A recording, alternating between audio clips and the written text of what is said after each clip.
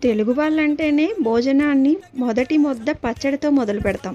తినే ప్లేట్‌లో ఎన్ని రకాలున్నా ఈ పచ్చడి ఉంటే ఎంత తింటున్నామో తెలియకుండానే తినేస్తాం. అదే చికెన్ పికిల్. హాఫ్ కేజీ చికెన్‌లో పసుపు, ఉప్పు, ఆయిల్ వేసి బాగా కలిపి చికెన్‌లో వాటర్ అంతా ఎగిరిపోయేంత వరకు ఉడికించుకొని పక్కన పెట్టుకోండి. మసాలా కోసం 3 యాలకులు, పావించి దాకా దాల్చిన చెక్క, 5, 6 లవంగాలు వేసి బాగా రోస్ట్ చేసుకోండి. ఇందులోనే 2 టేబుల్ స్పూన్ల దాకా ధనియాలు, పావు టీ స్పూన్ జీలకర్ర, పావు టీ స్పూన్ మెంతులు, టేబుల్ స్పూన్ దాకా ఆవాలు వేసి బాగా ఫ్రై చేసుకొని ఫైన్ పౌడర్ చేసుకొని పక్కన పెట్టుకోండి.